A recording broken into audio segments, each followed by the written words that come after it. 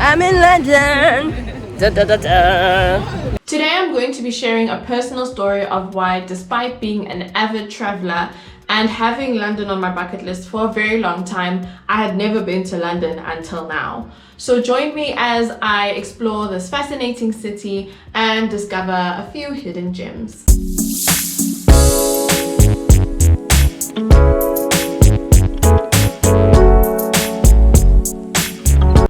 There are 5 main reasons I haven't been to London until now. I'm going to start with visas. So everyone with a third world country passport knows the pain and almost humiliation of basically having to beg a country for you to enter, providing endless documents to prove that you won't just go to their country and stay there. I also think that one of the deterrents is that Europe has a lot of countries, and getting a visa for the UK limits you to the UK. So it's just you in those 4 countries.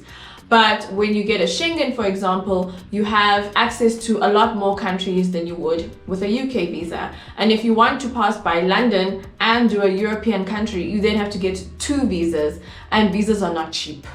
The second thing is the weather. The UK was recently rated the 2nd most miserable country in the world, and guaranteed it is one of the deterrents from wanting to travel there. It's just grey and sad, and people never have anything positive to say about the weather there, and they seem to only enjoy it 2 out of the 12 months in a year. The third deterrent is that London is expensive.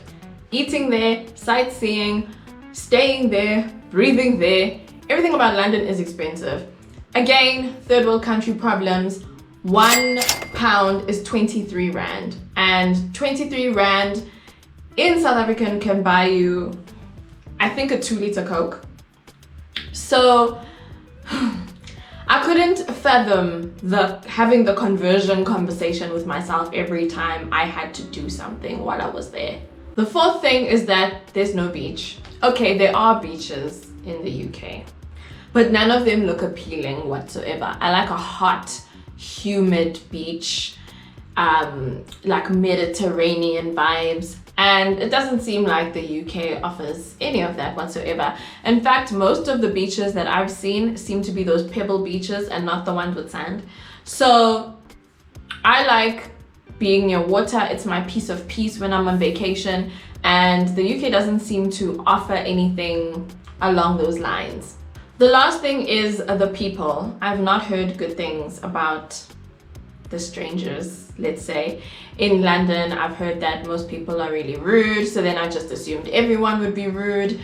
And I know now, having been, that not everyone is like that, but generally speaking, people from the UK aren't like people from South Africa. Here, we greet everybody, we talk to strangers, we strike up conversation anywhere, anyhow, and I feel like that culture does not exist in the UK. So I was a bit, I would say, afraid to go there, and especially if I was solo traveling, which I did do this time, and encounter rude people and feel some type of way about it.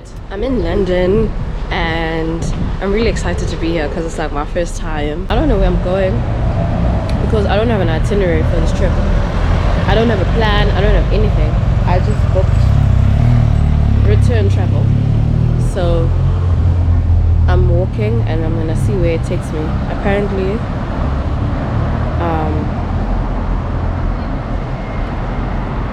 Apparently Kensington is near here.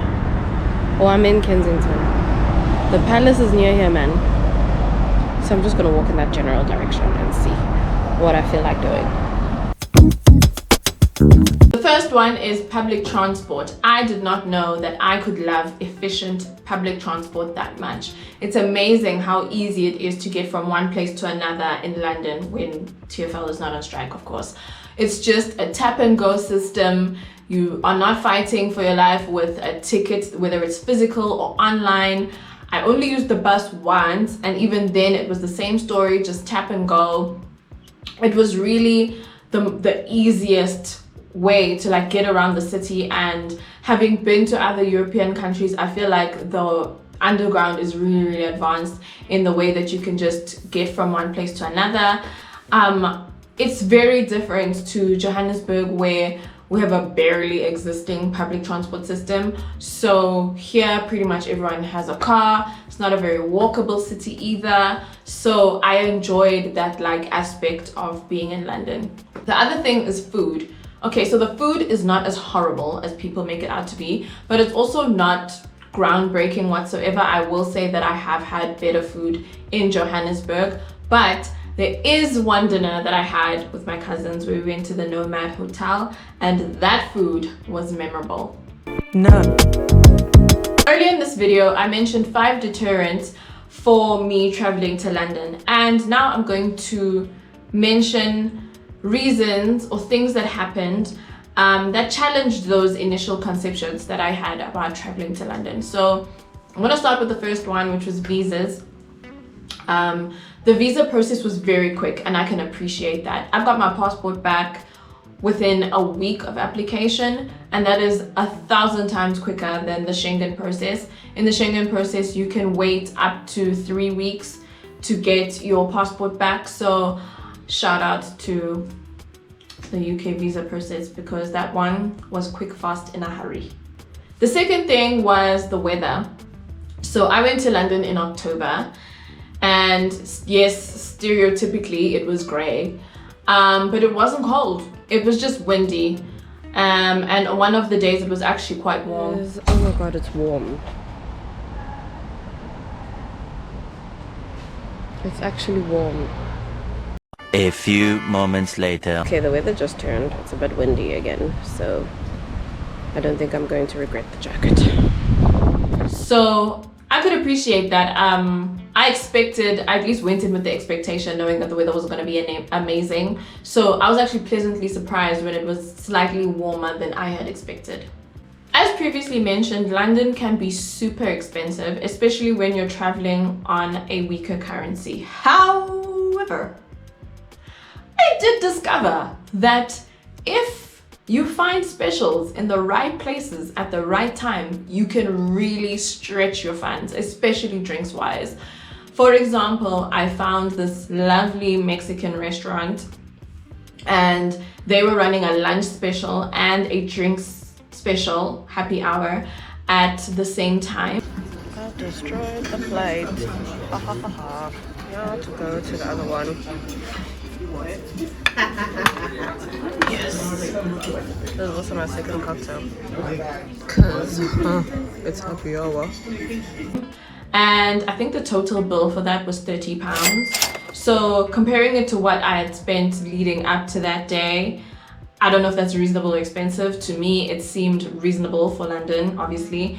But yeah, let me know in the comments if you think that's reasonable or expensive.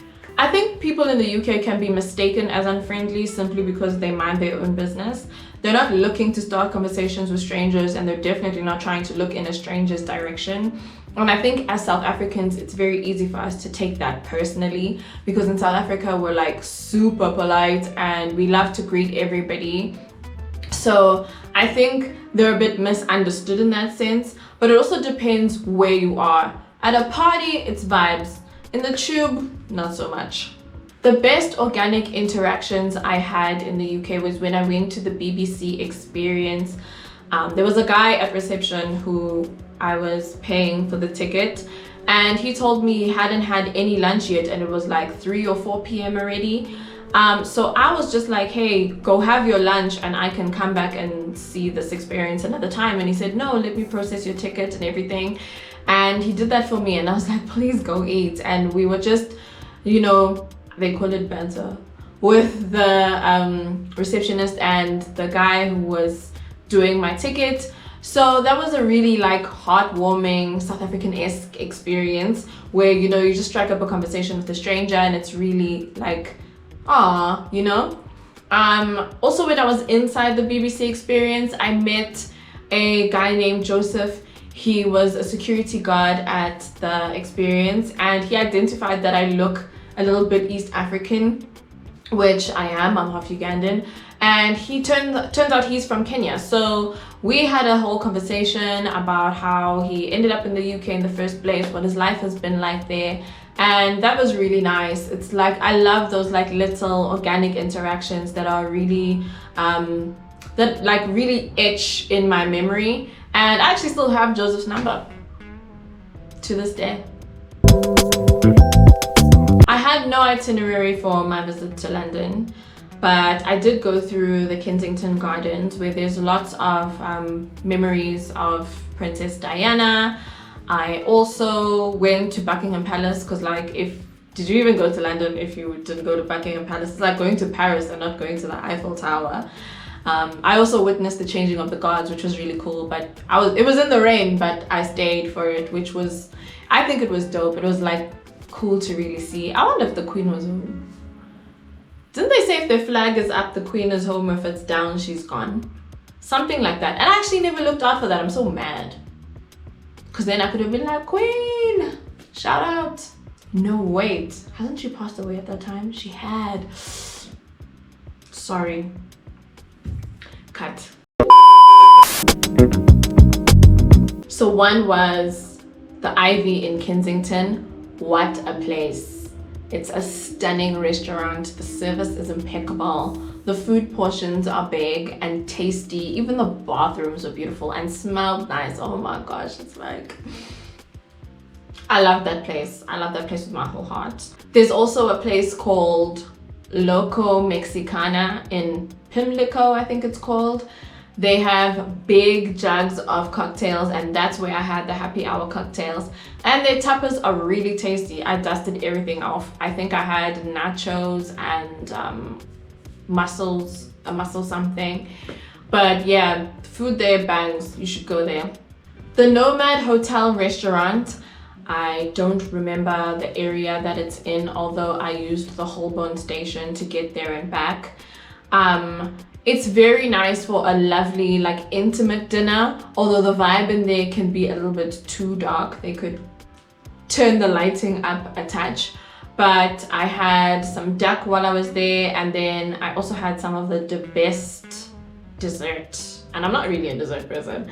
I had the best dessert that I ever had in my whole life, ever. To wrap up this video, I had an amazing time in London. It was kind of my first time going to a place with no itinerary and just lunging myself into exploring the city organically. It is my last day, well, my last full day in London. A lot of this trip has been about connecting with people that I haven't seen in a really long time, or that have since immigrated here and that I just haven't had a chance to see while being on my travels. So it's been a combination of relaxing and barely sightseeing, just eating and drinking. I'm definitely never doing the no itinerary thing again. I'm going right back to my type A ways, itinerary by the hour, because afterwards there were so many things that I realized I could have done that I had time to do, but then because I didn't plan properly, intentionally, I never got a chance to do them. So London definitely needs a do-over. My first trip to London was eye-opening, and I can't wait to explore more of it in future when I go back.